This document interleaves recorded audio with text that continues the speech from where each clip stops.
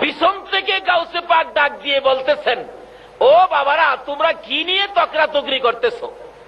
দুজন পিছনে ফিরে চাই দেখে গাউসে পাক বলুন, মুসলমান বেটার ভাওয়ার বাড়ছে না কমছে? হ্যাঁ, 3টা লাফ মারছে। এই বেটা ওহন ক। আচ্ছা, গাউসে পাক পিছে থাকাতে মুসলমানের ভাওয়ার বাড়ছে না কমছে? আজকে সেই গাউসে পাকের স্মরণে কারা মাহফিলের আয়োজন করেছো? তোমরাও যদি একদিন বিপদে পড়ে যাও, গাউসে পাক তোমাদের পাশে গিয়ে দাঁড়াবে। আল্লাহর ওলিদের কিছু ক্ষমতা আসেনি? আল্লাহু আকবার, কি ক্ষমতা যে আছে সামনে আসতেছে। একটু লম্বা হইলে কষ্ট হবে আপনাদের। গাউসে পাক পিছন থেকে ডাক দিলেন, বাবারা, তোমরা দুইজনে কি নিয়ে তকরাতকরি করতেছো? মুসলমান লোকটা কয়, হুজুর, হ্যাঁ কয় আমাদের নবী বলে পাওয়ার নাই, হ্যাঁ নবী বলে পাওয়ার বেশি। কিভাবে হুজুর? ঈসা নবী মৃত মানুষ জীবিত করতে পারছে। গাউসে পাক বলেন, হ। আমাদের নবী কি মৃত মানুষ জীবিত করতে পারছে? গাউসে পাক কয়, হ। হ্যাঁ কয় আমার নবী বলে পারে না। হ্যাঁ তো জানে না, এই জন্য গায়ের জুড়ে খালি যাইতেছে আর কি। পয়েন্টে হাইরা গেছিল, এই বিপদ মুহূর্তে পাশে দাঁড়াইলো কে? বলুন কে? এই সমস্ত ওলিদের পক্ষে থাকা দরকার আছে কিনা? শুধু দুনিয়ার বিপদ না তো, হাসরের বিপদেও দেখবেন আপনার পাশে দাঁড়াবে। গাউসে পাকের মতো একজন ওলি যদি আপনার পক্ষে থাকে, যার পক্ষে আপনারা বসে আছেন, আজকে যদি আপনারা গাউসে পাকের মহব্বতে বসে থাকেন, হাসরে দেখবেন আপনাদের পাশে গাউসে পাক। আচ্ছা, এরকম একজন ওলি যদি আপনাদের পক্ষে থাকে, হাসরের বিপদে কোনো সমস্যা হবে? দুনিয়াতে দেখবেন কোর্ট কাচারিতে বিচার আচার হয়, বলুন বিচারকের সামনে আপনার পক্ষে, মক্কেলের পক্ষে কথা বলে কে? উকিল। কে বলে?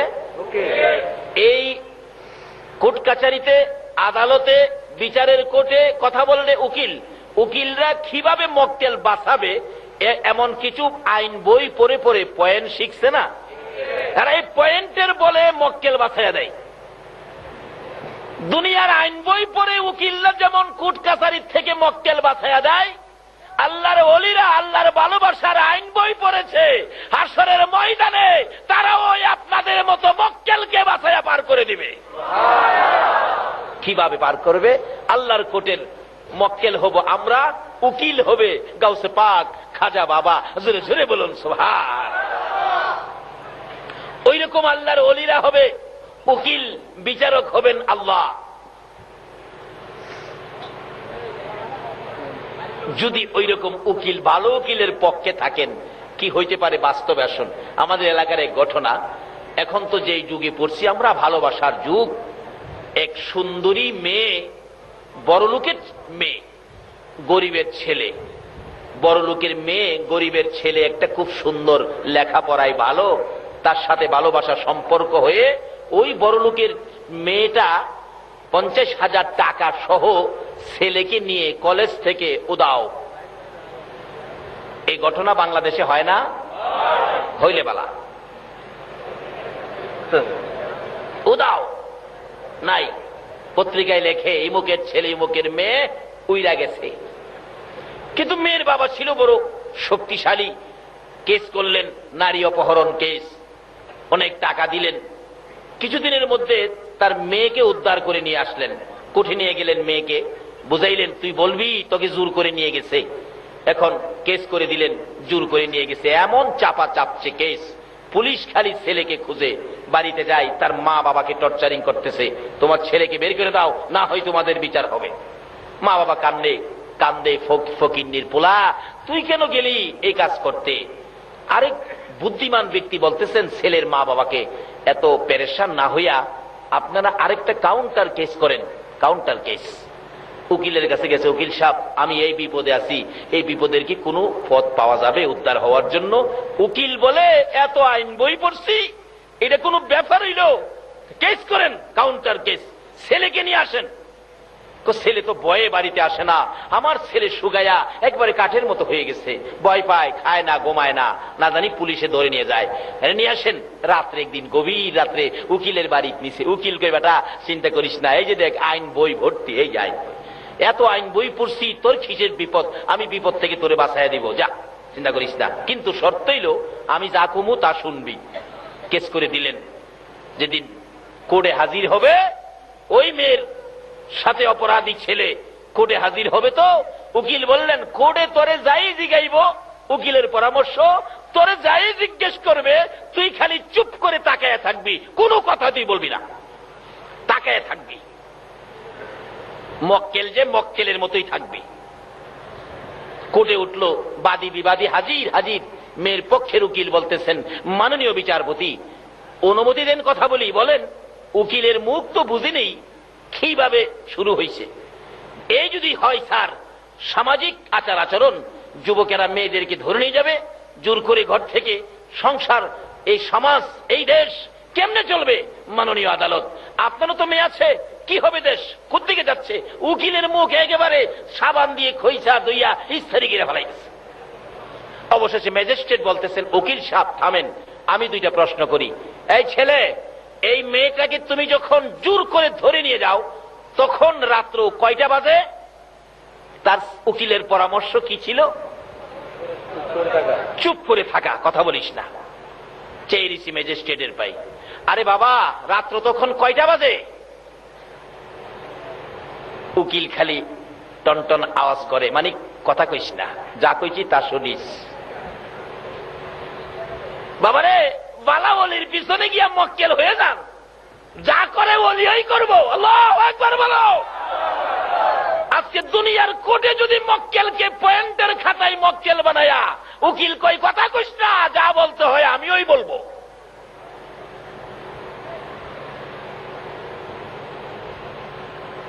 কি ব্যাপার, কথা বলো, বলে না। কথা না বলার পরামর্শ কার? উকিলের।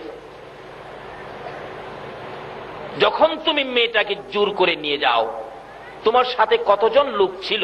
দ্বিতীয় প্রশ্ন। উকিলের পরামর্শ কি? কথা। কি ব্যাপার, দুইটা প্রশ্ন করলাম, একটা কথার জবাব দেয় না, খালি চায় তাই। 3 নাম্বার প্রশ্ন, এই ছেলে, তুমি যখন মেয়েটাকে জোর করে ধরে নিয়ে যাও তখন কি কেউ দেখছিল? সাক্ষী আছে কেউ? চেয়েছি। ম্যাজিস্ট্রেট জিগায়, উকিল সাহেব 24 বছর চাকরি হলো, এই মক্কেল তো পাইলাম না, এটা করতে নিয়ে আইছেন এই মক্কেল? 3টা প্রশ্ন করলাম, একটার জবাব দিল না, খালি চায় থাকে। তার পক্ষের উকিল বলেন, মাননীয় বিচারপতি অনুমতি দিলে আমি কথা বলি। এবার ছেলে পক্ষের উকিল অনুমতি পাইছে। স্যার, এই ছেলেটা এত সুন্দর কথা বলতেন স্যার, মানুষ রেডিও বন্ধ করে তার কথা শুনতো, টিভি বন্ধ করে তার কথা শুনতো, কিন্তু আজকে ছেলেটার দিকে তাকাইলে স্যার মায়া লাগে, চোখে পানি আসে স্যার। এই মেয়েটাকে যেদিন ছেলেটা জোর করে টাইনা বাহির করে, মেয়েটা একটা চিল্লানি মারছিল, চিল্লানিতে তার কানের পর্দা ফাইটা গেছে। এখন কে কি বলে কিছুই শুনে না, শুধু তাকায়া থাকে স্যার। তার কষ্টের কথা আমার কষ্টে, আমার কথার মধ্যে এই কষ্টটা স্যার কি বলবো স্যার, এই দুঃখটা কার কাছে বলবো? ছেলেটার লাইফটা বরবাদ হয়ে গেছে তার চিল্লানিতে। মেয়েটা তো এই পাশে দাঁড়ানো। মেয়েটা বলেন, স্যার আল্লাহর কসম করে বলে আমি চিল্লানি দেই নাই। ছেলে পক্ষের উকিল বলেন, মাননীয় বিচারপতি আপনার পয়েন্টের খাতায় লিখুন, মেয়ে বলেছে চিল্লানি দেয় নাই, আপনার সামনে বলেছে, তাইলে জোর কইরা নেয় নাই। এবার ম্যাজিস্ট্রেট ডাকতেছে, এই কাজী সাহেবকে নিয়ে আসো, কাজী সাহেব। ম্যাজিস্ট্রেটের উপস্থিতিতে কাজী সাহেব এসে বিবাহ হয়ে গেল। বলুন, বিপদ বাড়লো না কমলো? এত বড় বিপদ থেকে বাঁচলো কারু সিলাই। আবার এই মেয়ের সাথে বিবাহ হইল কারু সিলাই। বলুন, কার পরিচয়? সবাই যেন বললেন না। কোন নবী? আমাদের নবী। বলুন, কার নবী? যে নবীর এক একজন উম্মতের মর্যাদা কত, আল্লাহ বলেন, বন্ধু তোমার একজন উম্মত পৃথিবীতে থাকতে এই পৃথিবীটা ধ্বংস হবে না।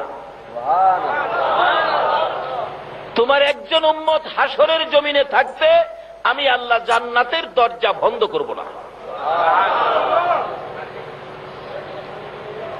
যেই নবীর উসিলায় সকল নবীর নবুয়তি, যেই নবীর উসিলায় আল্লাহর আরশ করছি, যেই নবীর উসিলায় 7 আসমান 7 জমিন, যেই নবীর উসিলায় নদী নালা বৃক্ষলতা পশু পাখি সকল সৃষ্টি, সে নবীর নাম হলো রাহমাতাল লিল আলামিন। আল্লাহ পাক সকল সৃষ্টির কাছে এ নবীর খবর পৌঁছে দিলেন, তোমাদের সকলের জন্য রহমত হলো এই নবী যার নাম আমি নিজে রেখেছি রাহমাতাল লিল আলামিন। সকলের জন্য যিনি রহমত, শুধু আমাদের জন্য নয়, পশু পাখির জন্য নবী রহমত, ভাগ ভাল্লুকের জন্য, চন্দ্র সূর্যের জন্য। কিন্তু আমরা তো নবীরে চিনি না। চন্দ্র সূর্য নবীকে চিনতে ভুল করে নাই, ভাগ ভাল্লুক নবীকে চিনতে ভুল করে নাই, গাছ গাছরা নবীকে চিনতে ভুল করে নাই। এই নবীর উম্মত যদি হতে পারেন, আপনার ভাগ্যে কি আসবে দেখুন না। যে মিম্বরে দাঁড়ায় খুতবা দিতেন, মিম্বর পাকা হওয়ার আগে একটা শুকনা খেজুরের গাছ, শুকনা মৃত শুকনা খেজুরের গাছ মাটির মধ্যে গাইরা এর মধ্যে হেলান দিয়ে জুমার দিন খুতবা দিতেন। মিম্বর যখন পাকা হয়ে গেল, গাছটা উঠায় ফেলে দিল। নবীজি জুমার দিন খুতবা দিবেন, কে যেন হাও মাও করে কাঁদতেছেন। রাসূল বলেন, কাঁদে কে? সাহাবীরা বলেন, ইয়া রাসূলুল্লাহ, আমরা তো কেউ কাঁদি না, আমার কানে কান্নার আওয়াজ আসতেছে, তোমরা তালাশ করো। সাহাবীরা দেখে ওই শুকনা মৃত খেজুরের গাছটা কাঁদতেছে। মৃত শুকনা গাছ কান্দে কোন নবীর জন্য? যেই নবী হলো রাহমাতাল লিল আলামিন।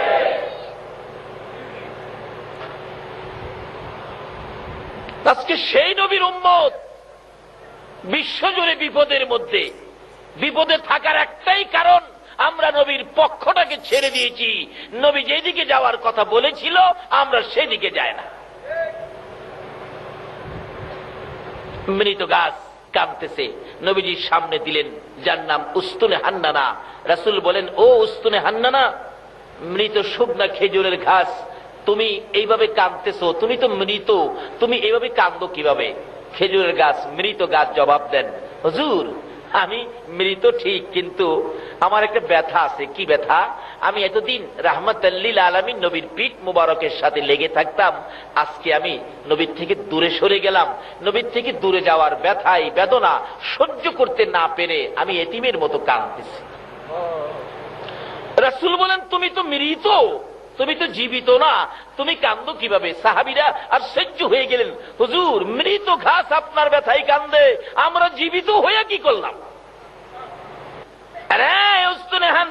কান্দিস না, তোর কান্না শুনে আমি নবীর মায়া হয়ে গেছে, দয়া হয়ে গেছে, আর কান্দিস না রে উস্তুনে হান্নানা, আমি তো সকলের জন্য রহমত, আমি নবী তোর জন্য দোয়া করে দেই, তুই একটা জীবিত খেজুরের গাছ হয়ে যাবে।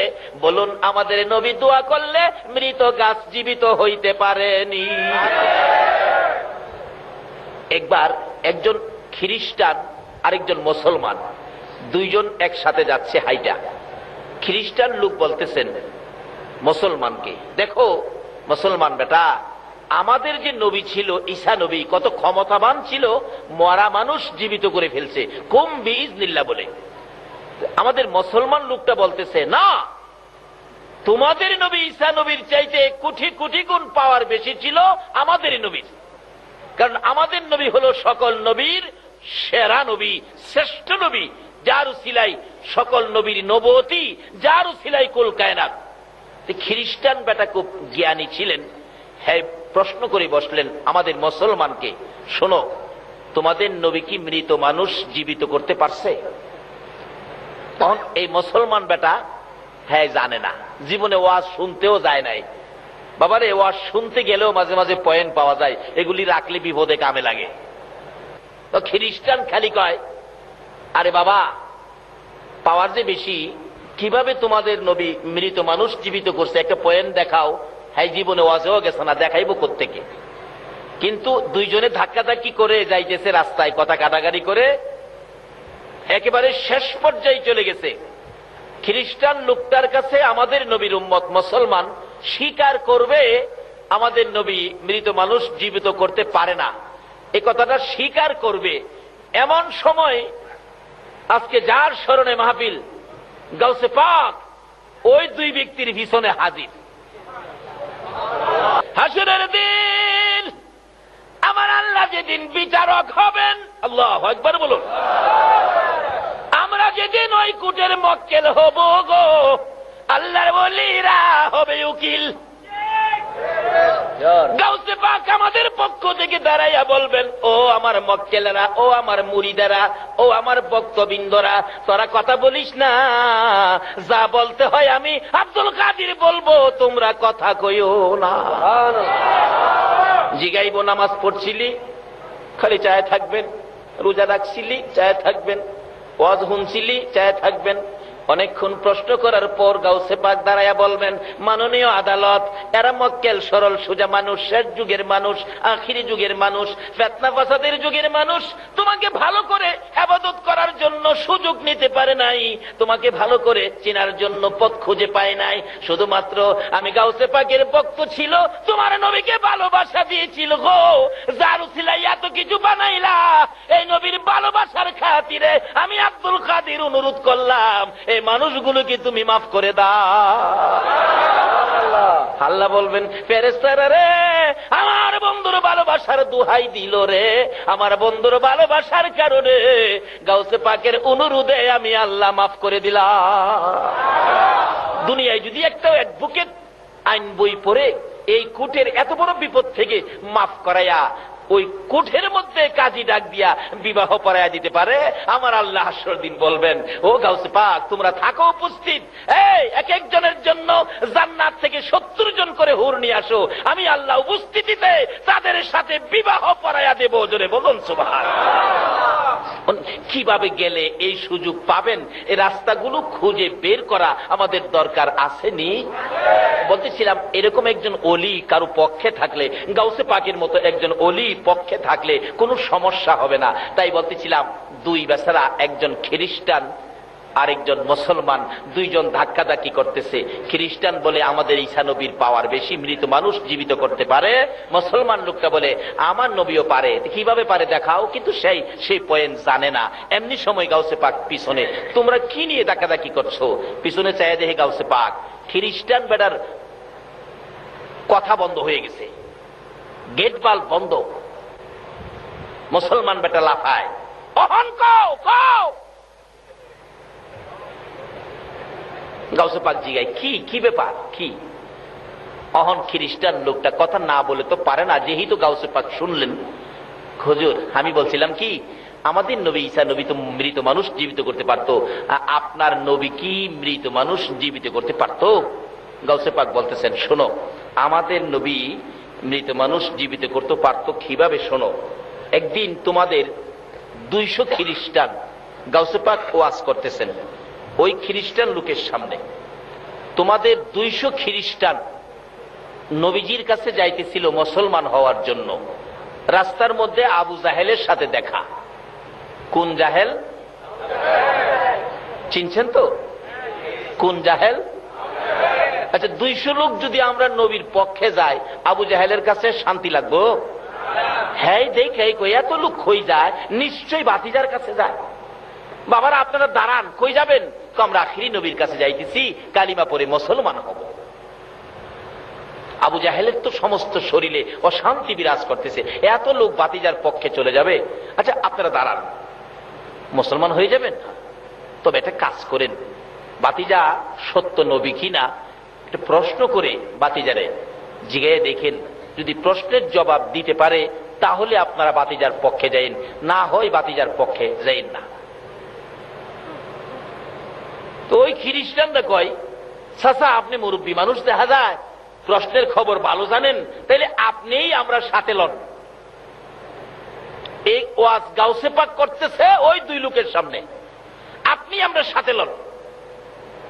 তাকে নিয়ে, আবু জাহেলকে নিয়ে তারা রওনা হয়েছে। আবু জাহেল খুশি, এমন এক প্রশ্ন করব যে প্রশ্নের জবাব ভাতিজা দিতে পারবে না। এটা আবু জাহেলের ধারণা। আচ্ছা, আপনাদের ধারণা কি যে কোনো প্রশ্ন হোক আমার নবী কি জবাব দেওয়ার ক্ষমতা রাখে? সেই নবী আমাদের নবী। আমরা দুর্বল নবীর উম্মত নই। যেই নবী না হইলে কোন নবীর নবুয়তি হতো না। যেই নবীর নাম রাহমাতাল লিল আলামিন। আচ্ছা, যাইতে যাইতে নবীজির সামনে হাজির। গাউসে পাক এ ওয়াজটা করতেছে দুইজনের সামনে। আবু জাহেল ডাকে, ভাতিজা 200 খ্রিস্টান আসলো তোমার কাছে মুসলমান হওয়ার জন্য। এখন তাদের একটা প্রশ্ন। নবীজি গাই, চাচা প্রশ্ন কি তাদের না তোমার? আরে বাবা, যারই হোক একটা প্রশ্ন। কি প্রশ্ন? তাদের নবী ঈসা আলাইহিস সালাম মৃত মানুষ জীবিত করতে পারছে। বাবা, তুমি কি মৃত মানুষ জীবিত করতে পারো? আমাদের নবীর জিগাইতেছে আবু জাহেল, পারেনি। যদি পারো তাইলে তারা মুসলমান হবে। নবীজি কয়, চাচা কোন কবর থেকে মৃত মানুষ জীবিত করতাম আমার একটু দেখায় দেন তো, কোন কবর থেকে? এই ওয়াজ করতেছে গাউসে পাক ওই দুই লোকের সামনে। আবু জাহেল কয়, ভাতিজা আসো আসো। যার হাসে মনে মনে কয়, এমন এক কবরের কাছে নিয়ে যামু যার মধ্যে হাড্ডি গুড্ডিও নাই।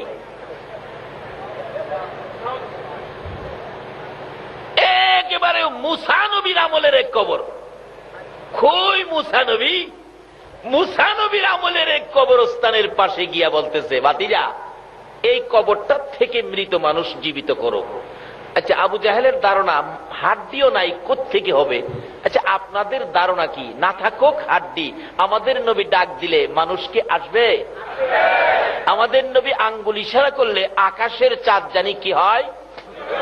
বলুন কি হয়? আঙ্গুল ইশারাই আকাশের চাঁদ 2 টুকরা হয়। আর এখানে ডাক দিলে কি উঠবে না? আবু জাহেল কয়, এই কবরটার থেকে।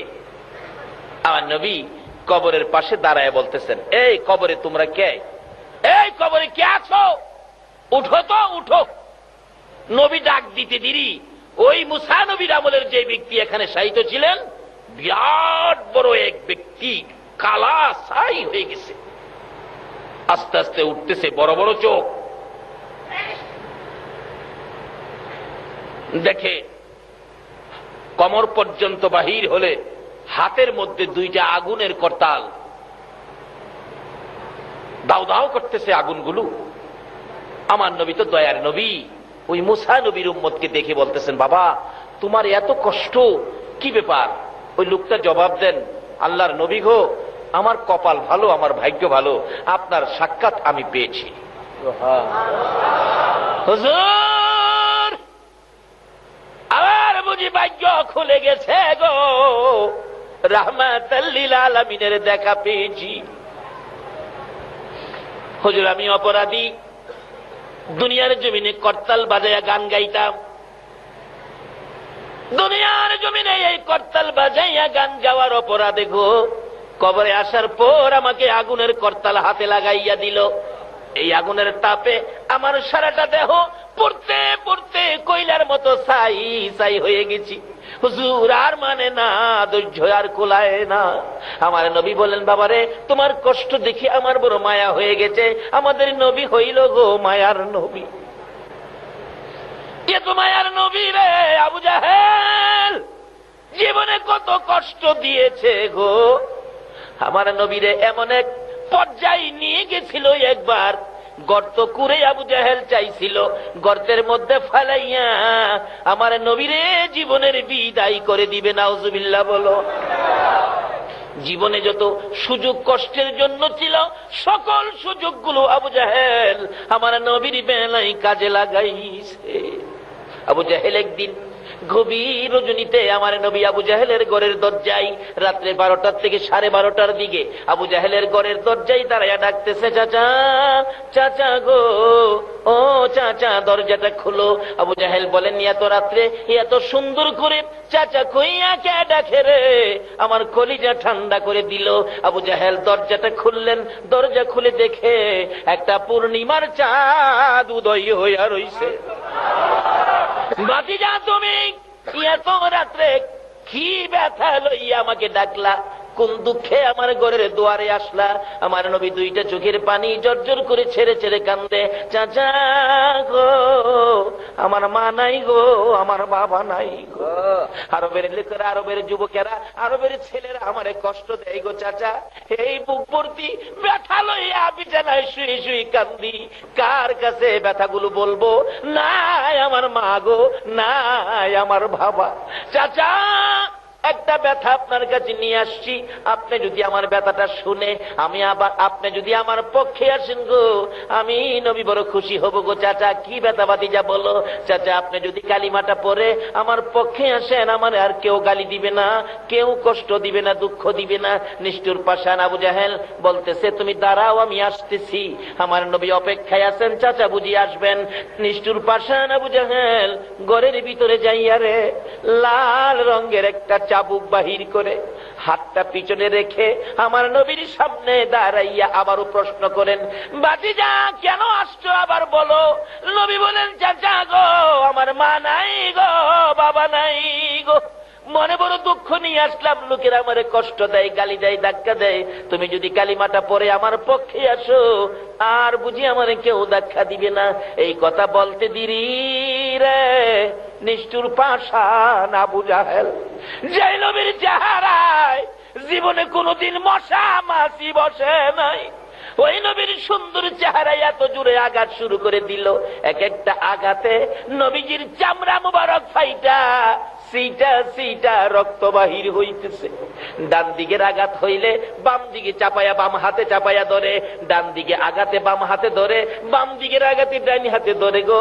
সমস্ত শরীর রক্তাক্ত হয়ে গেলেন, জামা কাপড় রক্ত মুবারকে লাল লাল হয়ে গেলেন।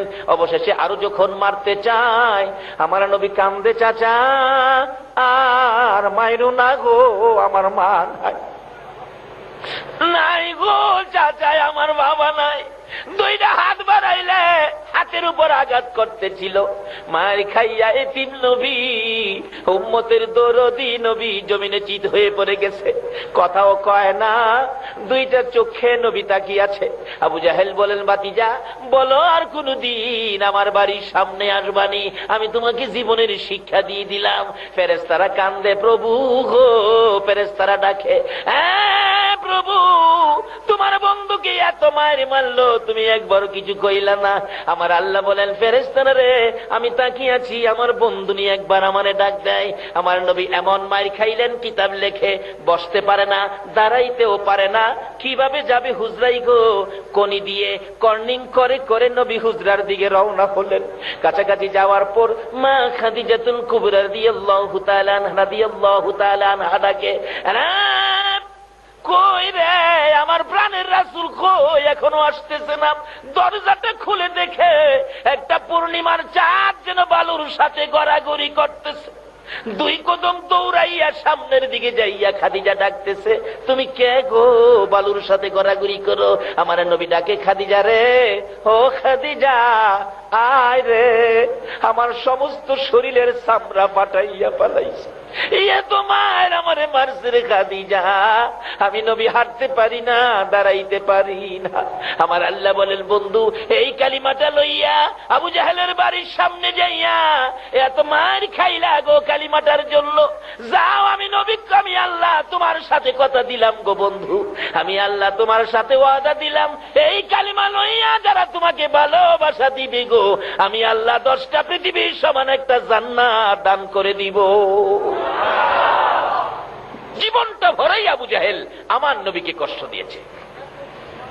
এবার প্রশ্ন হলো, মৃত মানুষ জীবিত করত, আবু জাহেলের ধারণা আমাদের নবী পারবে না। আচ্ছা আপনাদের ধারণা কি নবী পারবে? ডাক দিলেন, সাথে সাথে উঠলেন, বিরাট বড় লোক। নবীজি বলেন, বাবা এই কষ্ট করতেছো, আগুনের করতাল তোমার হাতে, বাবা তুমি একবার পড়ো, মুসা নবীর উম্মত। নবী বলতেছেন একবার পড়ো লা ইলাহা ইল্লাল্লাহু মুহাম্মাদুর রাসূলুল্লাহ সাল্লাল্লাহু আলাইহি সাল্লাম। এই 200 খ্রিস্টানের সামনে, আবু জাহেলের সামনে এই ঘটনা ঘটাইতেছে নবীজি, আর এই ওয়াজ করতেছে কে? ভুলে গেছেন? এই ওয়াজ কে করতেছে? গাউসে পাক। আজকে ওই মুসলমান লোকটা তো বিপদে পড়ে গেছিল খ্রিস্টানের সামনে, কিন্তু আল্লাহর ওলির পক্ষে থাকাতে তার বিপদ আছে না পার হয়ে গেছে? এইরকম একজন ওলির পক্ষে থাকা আমাদের লাভ হবে না লস হবে? কারা সেই ফাতিহা ইয়াজদাহমের আয়োজন করেছেন, কারা সেই পকেটের পয়সা দিয়েছেন, কারা সেই পরিশ্রম করেছেন, আপনাদের সকলগুলো কবুল হয়ে গেছে। গাউসে পাক এই ওয়াজ করতেছেন। ওই লোকটা তো কালিমা পড়ে, কালিমাটা পড়ে শেষ করতে পারে নাই, আগুনের করতাল হাত থেকে পড়ে গেল, সঙ্গে সঙ্গে চেহারা নূরে নূরান্বিত হয়ে গেল। রাসূল বলেন, বাবা এবার আর তুমি বিপদে নয়, জাহান্নামী নয়, এবার তুমি জান্নাতের আরামের বিছানায় ঘুমাও। গাউসে পাক এই ওয়াজটা করতেছে। আমাদের নবী এইভাবে মৃত লোককে জীবিত করে গুনাহ মাফ করাইয়া জান্নাতি বানাইয়া শোয়াইছে। আবু জাহেলের এই প্রশ্ন 200 খ্রিস্টানের সামনে। এবার গাউসে পাক বলতেছেন, এই খ্রিস্টান বেটা, অন কি বুঝলি, আমার নবী কি পারে? অন মুসলমান কয় কি, অহন কি? আমার নবী বলে পারে না, অহন কি? এই অবস্থা থেকে 200 খ্রিস্টান, গাউসে পাক ওয়াজ করতেছেন, 200 খ্রিস্টান আমার নবীর হাত ধরে কালিমা পড়ে মুসলমান হয়েছিল। খ্রিস্টান কয়, তাই নাকি হুজুর? হ্যাঁ। এবার গাউসে পাক বলতেছেন, এই শোন খ্রিস্টান বেটা, এটা তো নবীর কথা বললাম, আমি তো সেই নবীর গোলাম, আমি সেই নবীর গোলাম গাউসে পাক, সেই নবীর উম্মত, আমি তো নবী না, নবীর উম্মত। এই খ্রিস্টান বেটা, আমি গাউসে পাককে বল কোন কবর থেকে মানুষ জীবিত করতাম, বল। খ্রিস্টান বেটা কই কি রে, আমার নবী যা করে নবীর উম্মতে বলে তা করে। আল্লাহু আকবার কর না। ছেড়ে দে নৌকা মাঝি যাব মদিনায়। আরে সব তো মদিনাওয়ালার কাণ্ড। গাউসে পাক ডাকতেছে, আমারে কয় বেটা কোন কবর থেকে জীবিত করতাম। খ্রিস্টান বেটাও কয়, সুযোগ যখন পাইছি এইবার একটা জায়গা কামে লাগাবো। হুজুর আসেন, আসেন। কই যাবো? আহেন না। যাইতে যাইতে যাইতে যাইতে কয়েক গ্রাম পার হইয়া গেছে। হুজুর এই গ্রামে আমার বাড়ি, এই কবরটা এর থেকে একটা মানুষ জীবিত করেন তো। কিন্তু খ্রিস্টান লোকের মার কবর হলো এটা। সুযোগ যখন পাইছি মার সাথেই দেখা করি। আচ্ছা, মার জন্য কি মানুষের মায়া আছে না? মার জন্য যখন মায়া, মার সাথেই দেখা করি। গাউসে পাক ডাকতেছে, তোমার নবী ঈসা নবী জীবিত করতো কুম বিইজনিল্লাহ বলে নবীর পাওয়ার দেখায় গাউসে পাক। আর দেখাবে না কেন? আমার নবী হাদিস শরীফে বলে গেছে, উলামা ও উম্মতি কাআম্বিয়াই বনি ইসরাইল। নবী বলছেন, আমার উম্মতের উলামাগণের মর্যাদা হবে বনি ইসরাইলের সম্মানী পয়গাম্বরদের মতো। গাউসে পাক ডাকতেছে, তোমার নবী যে কথা বলে জীবিত করতেন, আমি তাই বলি, কুম বিইজনিল্লাহ, আল্লাহর হুকুমে জিন্দা হও। এই কবরবাসী ওঠো। জীবিত হয়ে তার মা কবর থেকে বাহির হয়ে গেছে। মা চাই রয়েছে পোলার পাই, পোলা চাই রয়েছে মার পায়। মা চাই রয়েছে পোলার পাই, পোলা যে চাইছে আর কথা কয় না। কিছুক্ষণ চাওয়া চাওয়ির পর গাউসে পাক বলতেছেন, হে মা, তোমার জায়গায় তুমি চলে যাও। আবার চলে গেছে। এখন খ্রিস্টান লোক একবার কবর দিকে চায়, আবার গাউসে পাকের দিকে চায়। আরে গাউসে পাকের নাম জপিলে আল্লাহ পাওয়া যায়। বলুন, গাউসে পাকের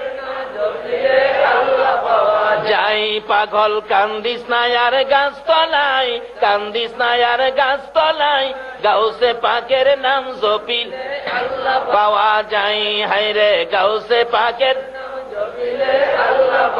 বাবার আসুন, আমরা তো সেই নবীর উম্মত, গাউসে পাক যেই নবীর উম্মত, আমরাও ঠিক সেই নবীর উম্মত। তবে আমরাও কিছু পাওয়ার অর্জন করতে পারি, সেজন্য আজকের মাহফিল। আসুন, গাউসে পাক যে কাজগুলি করছে আমরা যদি সেই কাজ করি, তাহলে কি আমাদের ভাবার কিছুটা বাড়ত না?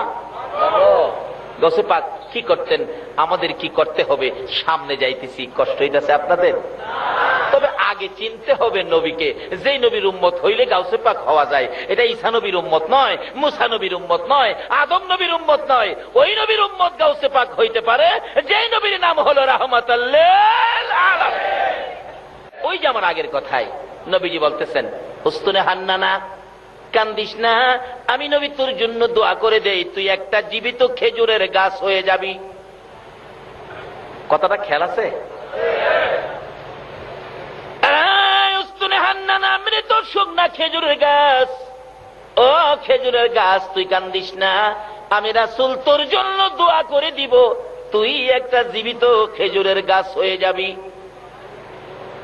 খেজুরের গাছ, উস্তুনে হান্নানা, মৃত গাছ কয়, হুজুর না না না, এই দোয়া চাই না হুজুর, আপনার দোয়ায় আমি মৃত খেজুরের গাছ জীবিত হতে চাই না।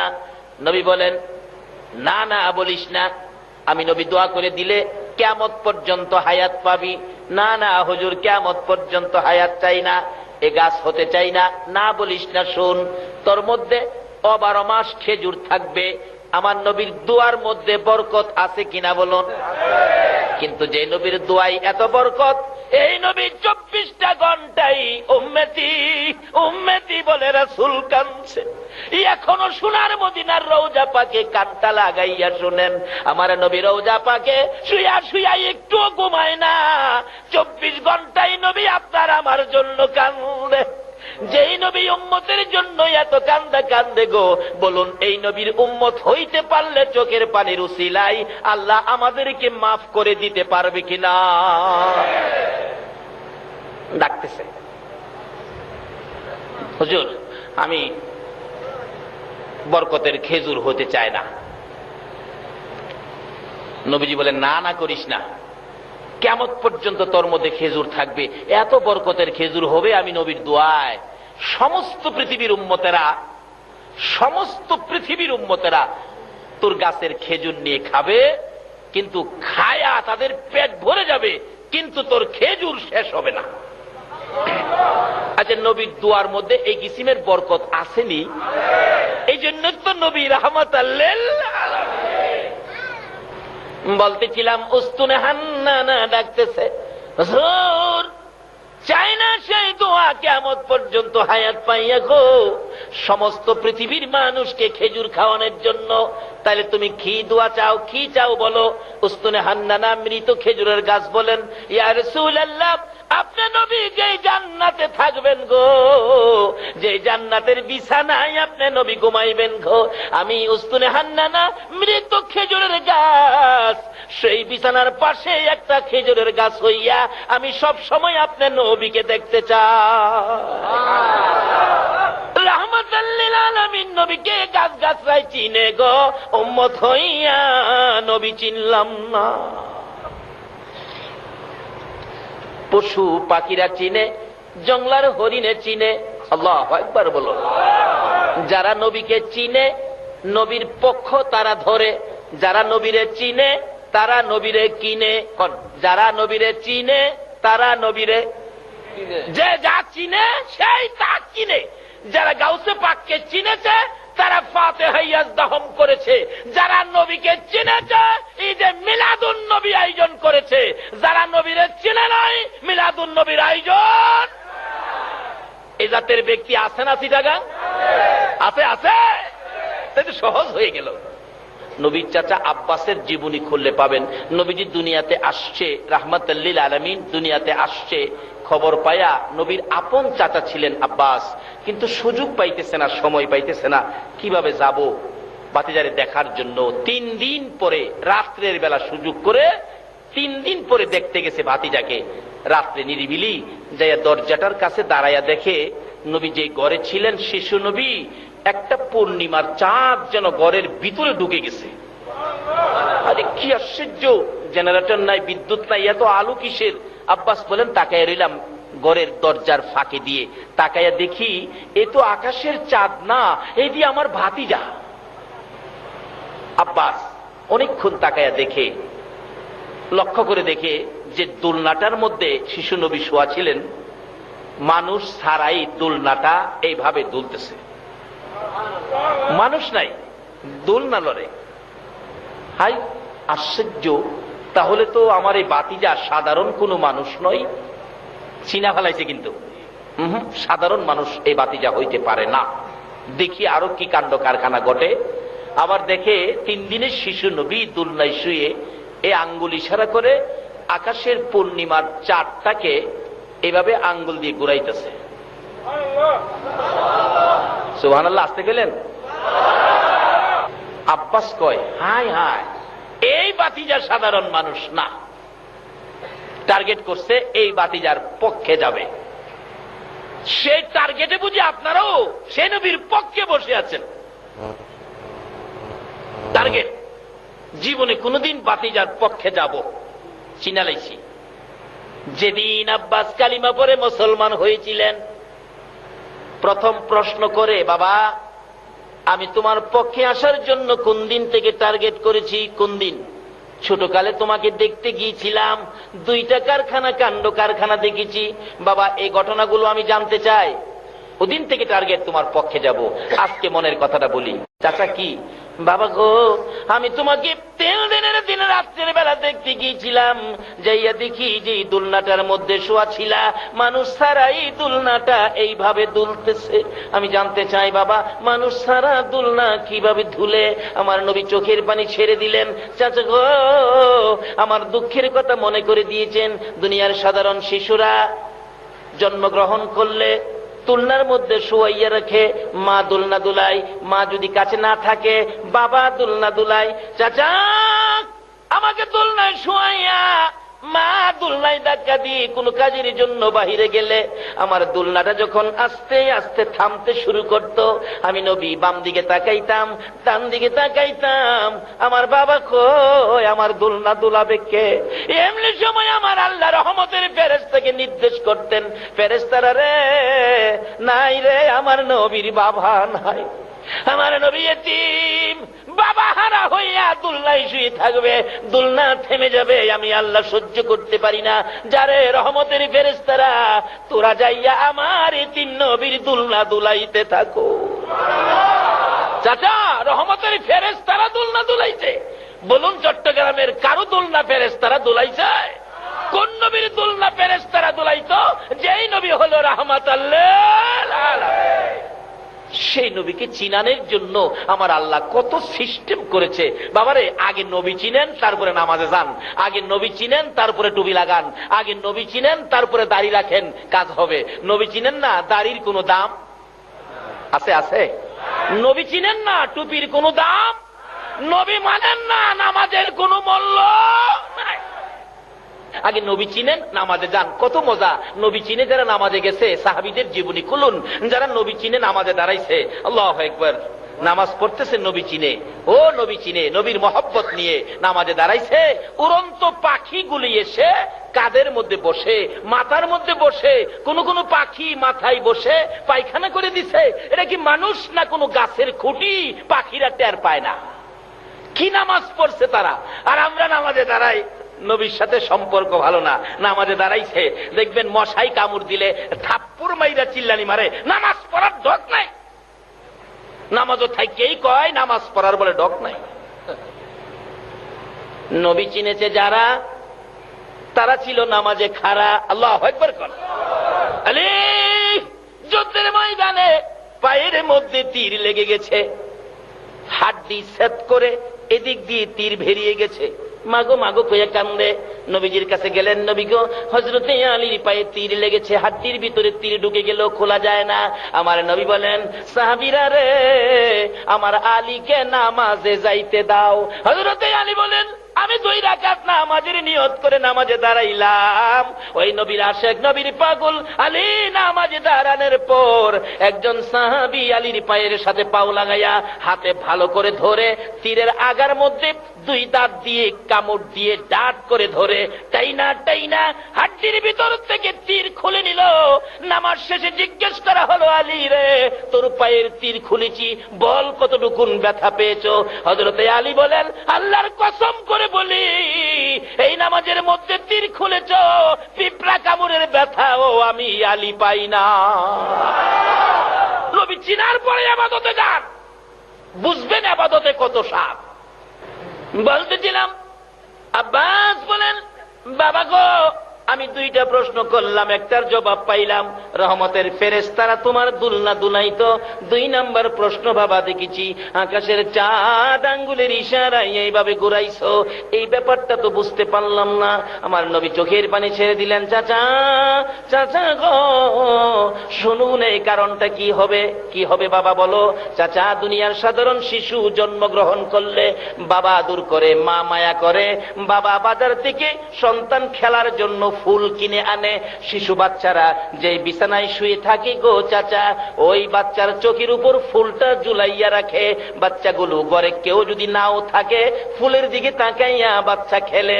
একটু যখন বড় হয় গো চাচা, ও আর শব্দ করে, আর একটু যখন বড় হয় চাচা, 2টা হাত নাড়াইয়া ফুল ধরতে চাই, ফুলের সাথে খেলে। চাচা, এমন একটা ফুল কিনার মতো মক্কা নগরে আমার কেউ ছিল না।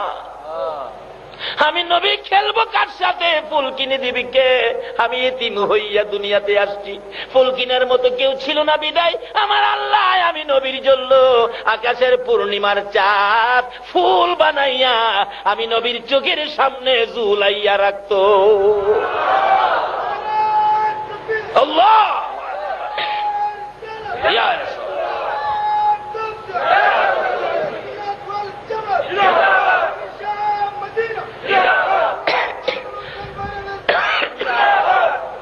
এবার এই নবীর উম্মত হইতে গেলে কোরআন শরীফে আরো কি বলেছে?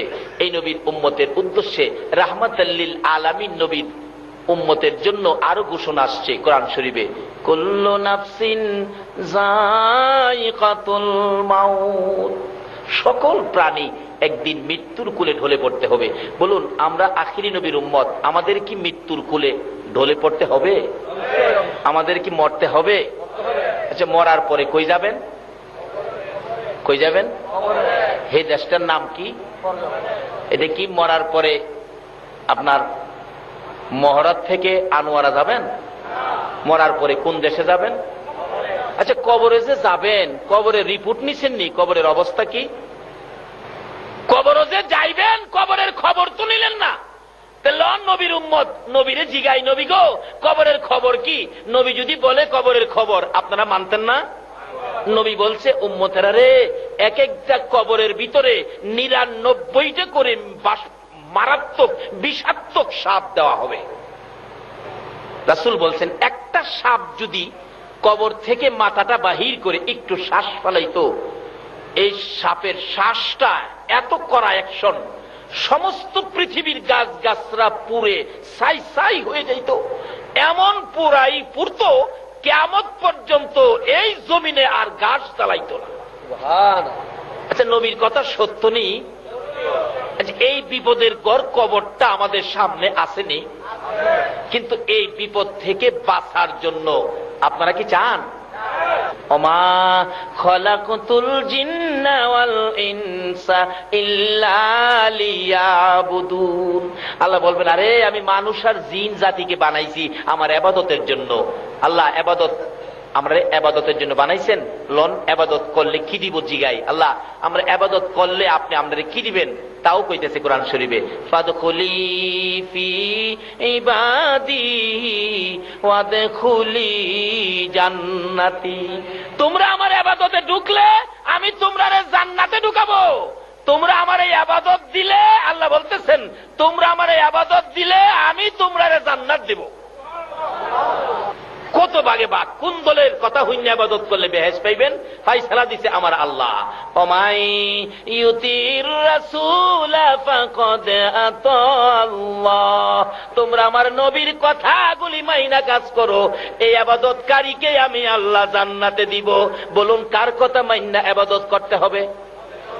আরো জোরে কোন কার কথা? নবীর মধ্যে কোনো বেজাল, দলাদলি, হিংসা বিদ্বেষ। কবরের এই 99 সাপ, রাসূল বলছেন 99 সাপ কবরে দেওয়া হবে। এই সাপের বিপদ থেকে বাঁচার জন্য আপনার কাজ হলো, আল্লাহ বলেছে ওমাই ইতির রাসূল ফাকাদ আতাল্লাহ, তোমরা আমার রাসূলের কথাগুলি মানো। যদি এই রাসূলের কথা মানতে পারেন তাহলে আপনি জান্নাতি হবেন। কবরের মধ্যে কোনো বিপদ, কোনো সাপ আসতে পারবে না। নবীরে জিগাই, নবী গো আমরা কিভাবে ইবাদত করতাম? নবীজি আপনাকে বলবে আসসালাতু মিফতাহুল জান্নাহ, নামাজ হইল বেহেশতের, কয় না নামাজ বেহেশতের। আচ্ছা, বাংলাদেশে এমন কোন নেতা নেত্রী আছে আপনারে বেহেশতের চাবিটা দিত? অথচ হেরার কথাই তো কত দৌড়াদৌড়ি করেন। আল্লাহ পাক শান্তির ভান্ডার বানিয়ে, শান্তির সাগর বানিয়ে পাঠাইলেন যেই নবীকে, এই নবী হলো রাহমাতাল লিল আলামিন। এই নবীর কথা মানেন, শান্তি পাবেন, রহমত পাবেন, সাহায্য পাবেন, বরকত পাবেন। আল্লাহু আকবার বলুন। এই নবীর পক্ষের এক ব্যক্তি, কিতাবে আসছে, যার নাম হলো খালিদ বিন ওলীদ। একবার এক জালিম বাদশাহ এই নবীর বিরুদ্ধে যুদ্ধের ময়দানে সৈন্য প্রেরণ করলেন 60,000। বলুন কয় হাজার? জালিম বাদশাহ নবীজির বিরুদ্ধে সৈন্য পাঠাইলেন, মোতায়েন করলেন 60,000। আমার নবী বলতেছেন এই 60,000 সৈন্যের মোকাবেলা আমি নবী একজন পাঠাইতে চাই। 60,000-এর মোকাবেলা কে যাবে? একজন দাঁড়াইছে, হুজুর আমি যাব। রাসূল বলেন তুমি তুমি তুমি তুমি না, তুমি বসো। আরেকজন দাঁড়াইছে, হুজুর আমি যাব।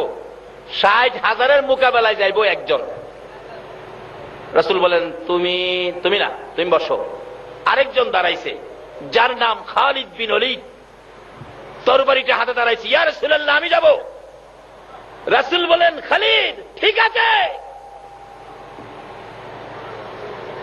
আমার নবী বলেন খালিদ রে, 60,000-এর মোকাবেলায় তরবারি লইয়া একা যাবি, সাহস কোত্থেকে পাইলি? খালিদ বিন ওলীদ বলেন ইয়া রাসূলুল্লাহ, যেদিন পড়েছি লা ইলাহা ইল্লাল্লাহ মুহাম্মাদুর রাসূলুল্লাহ, এদিন থেকে খালিদ বিন ওলীদ 60,000 কেন 60 লক্ষের মোকাবেলায় যুদ্ধে যাইতে খালিদের বুকে কোনো ভয় আসে না। হুজুর আমি যাব, আমি আমি। যে যুদ্ধের সেনাপতি ছিলেন হযরত উবাইদা ইবনে জাররাহ রাদিয়াল্লাহু তাআলা।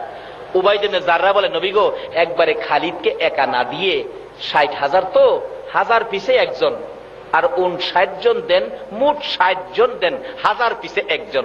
এই নবীর উম্মত 1000 পিছে একজন হইলেও খবর আছে, চিনলেন না তো নবীরে। আচ্ছা 1000 পিছে একজন, 60 জন পাঠাইলেন 60,000-এর মোকাবেলা। খালিদ বিন ওলীদের হাতে তরবারি, আগে যাচ্ছে, ময়দানে দাঁড়াইছে। ওই জালিম বাদশার পক্ষে সৈন্যরা কয় এ খালিদ কেন আইছো? 60,000-এর সামনে 60 জন, সালাদ বানাইলাম। খালিদ বিন ওলীদ কয় কে কারে সালাদ বানাই? শুরু হোক, টের পাবি। বলুন খালিদের পক্ষে আছে কে? আল্লাহ। আর আছে কে? নবী। আল্লাহু আকবার বলুন। যার পক্ষে আল্লাহ, আল্লাহ রাসূল আছে, তার কি কোনো ভয় আছে? যুদ্ধ শুরু হবে। খালিদ বিন ওলীদ আকাশের দিকে তরবারিটা উড়াইয়া একটা ডাক দিয়েছিলেন, নারে তাকবীর, ইয়া রাসূলুল্লাহ বলে আক্রমণ শুরু করলো। একসাথে 60,000 খতম। দুই চারটা যাও কিছু আসিল, দৌড়ে বাদশার কাছে গেছে। বাদশা এক খালিদ বিন ওলীদ 60,000 হতে এলেছে, ময়দানে যাওয়া সম্ভব না। আর কয় লাখ ফাটাইবেন? হতে এলেইব কস কি 60,000 একজনে করে? একজন তো দেখতে একজন, দেখলাম আকাশের দিকে তরবারি উড়াইছে আর মারছে, দেখি এই তরবারির সাথে আকাশ থেকে হাজার হাজার তরবারি মারতেছে। এই তরবারি কার পক্ষে আসবে? যার কাছে আছে মুহাম্মাদুর রাসূল। এই নবীর পক্ষ ছাড়া আকাশের সাহায্য কাউকে দেওয়া হয় না। খালিদ বিন ওলীদ রক্ত ঝরতেছে তরবারি, বাদশা খবর পায়, কই করলি কি? এক ব্যক্তি ৬০,০০০ হুতাইছে, হ্যাঁ তো দেখা দরকার, খবর দাও। বাদশা খালিদ বিন ওলীদকে দেখতে চাইছে, একজন কানে কানে বলছে, কাঁপতাছে ভয়ে, আমার মায়ের নাম এটা খবর নিয়েছি। কি খবর? যে বাদশা নির্দেশ দিছে যুদ্ধের, বাদশা কইছে আপনারা যাইতেন দেখবার লেগা, তাই নাকি? হ্যাঁ। উবাইদ ইবনে জাররাহ, এই খালিদের সাথে কি কথা? আমার সাথে বলো, আমি সেনাপতি। কি? বাদশা দেখতো খালিদ বিন ওলীদকে। সেনাপতি কয়, হ্যাঁ নিয়া মাইরা লাইতা। খালিদ বিন ওলীদ কো, স্যার ভয় পায়েন না স্যার, খালিদের এখনো তরবারি রক্তে শুকায় নাই। এই তরবারি হাতে থাকতে, আল্লাহ আল্লাহ রাসূল পক্ষে থাকতে কেউ খালিদকে ক্ষতি করতে পারবে না। অনুমতি দেন আমি যাই। যাও খালিদ যাও। যায় দেখে বাদশার বাড়ির কাছে ৩ লক্ষ সৈন্য মোতায়েন করেছে। ৩ লক্ষ সৈন্যের মাঝখান দিয়া বাদশার কাছে যাওয়ার রাস্তা রাখছে। রাস্তাগুলো তরবারি দিয়ে গেট বানাইছে, 2টা তরবারি, 2 দিকে সৈন্যরা এভাবে দিছে, মাঝখানে গেট, অর্থাৎ ভিতরে ঢুকলেই কেটে লইবি। খালিদ বিন ওলীদ গেছে ভিতরে ঢুকবো, দেখে যেইভাবে গেটটা বানাইছে মাথাটা একটু নত করে ঢুকতে হয়। খালিদ ডাকতেছে, তোমরা গেটটা একটু উঁচু করো, উঁচু করো, কারণ খালিদ বিন ওলীদ আখিরি নবীর উম্মত, আল্লাহ ছাড়া কারো কাছে মাথা নত করে না। কই না, এখানে ঢুকতে হবে, এইভাবেই ঢুকতে হবে। খালিদ বিন ওলীদ লাত্তি শুরু করছে, 1-2 লাইতে হুতে এলেছে, বাকি চিলাচিলি করে দৌড়ছে। বাদশা সুবিধা হইতো না, লাইতে হুতে এলেছি 150। এবার যাইতেছে যে বাদশার কাছে যাইতে 3টা গেট পার হইতে হয়, তরবারিটা হাতে রক্ত পড়তেছে টপ টপ করে। প্রথম গেটে গেছে, দারোয়ান জিগায় কাকে চায়? দারোয়ান জিগায় খালিদ বিন ওলীদকে কাকে চায়? খালিদ বিন ওলীদ, তোর বাদশা বলে কইছে খালিদ বিন ওলীদ রে দেখতো। কয়, স্যার আপনি কি সে খালিদ ৬০,০০০ যে হুতাইলা? হ্যাঁ স্যার, আমারে মাইরেন না জান গিয়া। 2 নাম্বার গেটও গেছে, প্রথম গেটে বাধা দিছে না, মনে হইলা ওই খালিদ বিন ওলীদ। আমি আর বাধা দিয়া জীবনটা দিয়া লাভ নাই, স্যার জানগা স্যার। 3 নাম্বার সিঁড়ি পার হয়ে গেছে, 3 নাম্বার সিঁড়ি। 3 নাম্বার গেট পার হয়ে যাওয়ার পর বাদশার কাছাকাছি একবারে খাস কামরায় গিয়ে বসছে। বাদশা যেখানে বসছে সামনাসামনি বসছে খালিদ বিন ওলীদ, একবারে বাদশার হাঁটুর সাথে হাঁটু লাগাইয়া বসে। বাদশা কয়, তোমার নাম কি? কয়, যারে দেখতে চাইছো সেই খালিদ। বাদশা কয়, 3 লক্ষ সৈন্য কই রে? খালিদ কোন দিক দিয়ে আইলো?